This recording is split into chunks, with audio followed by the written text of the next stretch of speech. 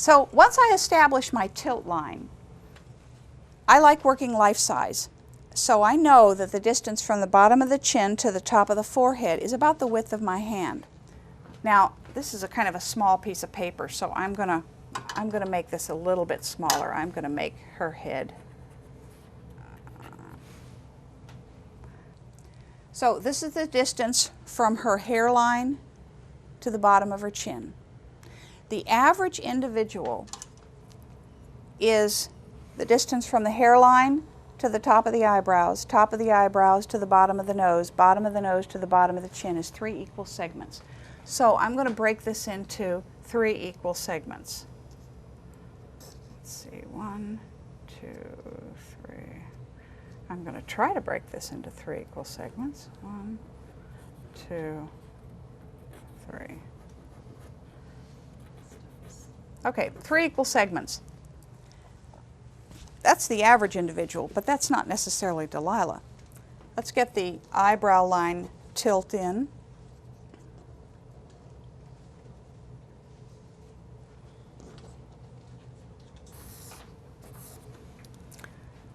Okay, this is the average individual, but this isn't Delilah. So you've noticed that I have set my easel up so that I have an edge that is, when I look out at the model's face is right here along the side of this edge, so that when I'm measuring, if you were using a charcoal, I can rest my hand right here and measure relationships. If the phone rings, I'll get up and walk away, and when I come back, I have to be in exactly the same place, simply because that's the only place I'm going to be in order to be able to see this. I can't be here, I can't be here. I have to get my eye right back where I was before. What I see a lot of students do, they measure here or they measure here, and then 5 minutes later they're measuring here and they can't figure out why things don't line up. So you know, if your arm is straight and you have it resting against the edge of your easel, your eyes will always be in exactly the same place.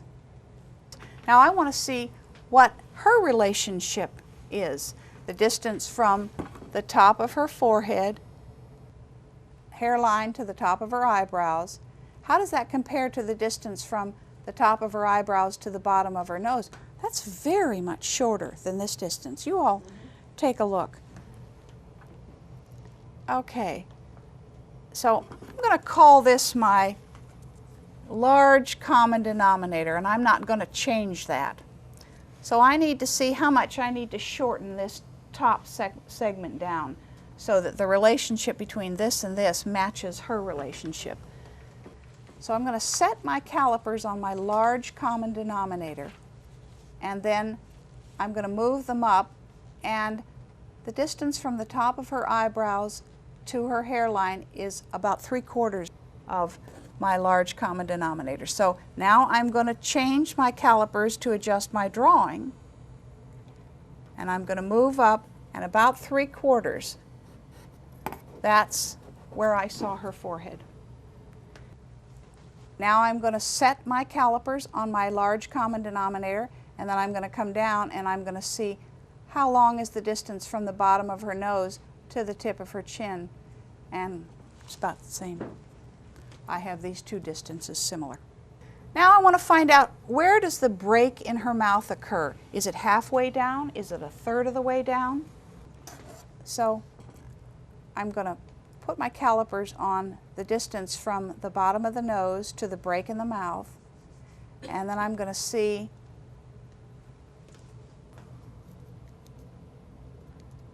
it wasn't halfway down, would be right about here, and 1/3 of the way down would be right about here, and it was about in the middle of that. So when I was looking at her, I set my calipers on the distance and I came down, and that's about right. So it was somewhere between 1/2 and 1/3. So that's the distance from the bottom of her nose to that break in her mouth. Okay. I'm going to call this my small common denominator. So I'm going to use these two measurements to measure other things around her face as we go.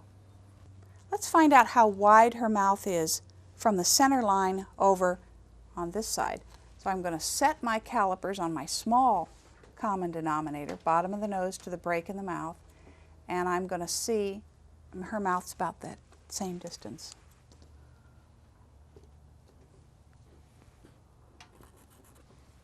On the other side of her face, that distance from the bottom of the nose to the break in the mouth, and then I compare that to the width of her mouth on the far side, and that's only about 3/4 of this distance. Right now I'm just going for the big images, the big, picture. But I do see that there is a general tilt here, and just a kind of a big picture set of marks that represent her mouth. Okay, let's find out the distance for the center of her pupils. Okay, again, and I can switch hands, right or left, as long as I'm up against this board.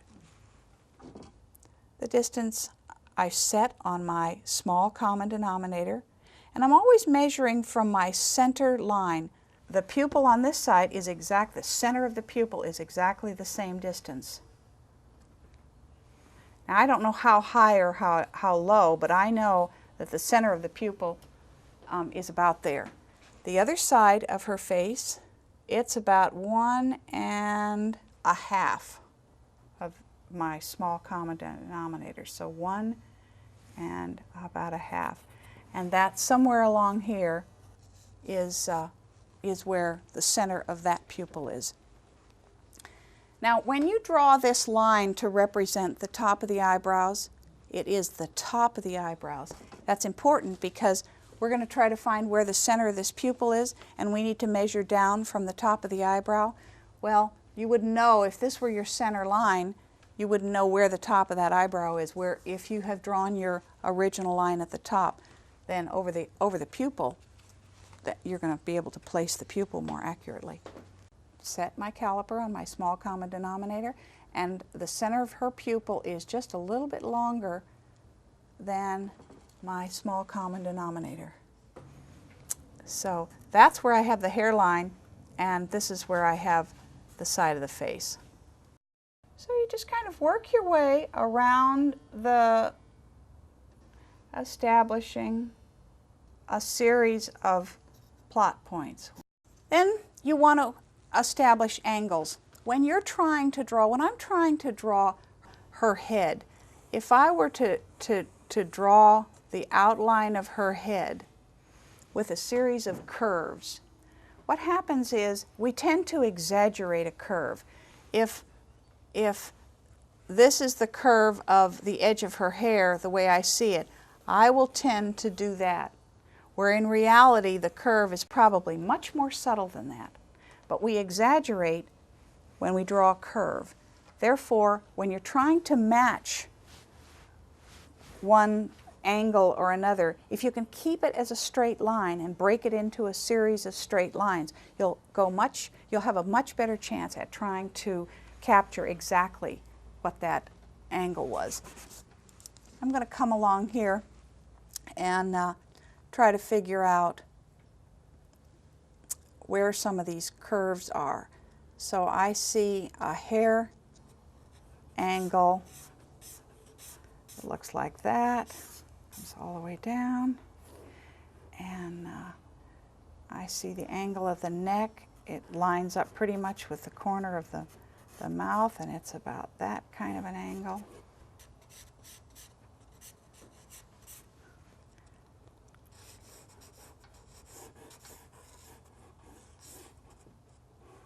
So I'm just kind of filling in the blanks now with my big angles.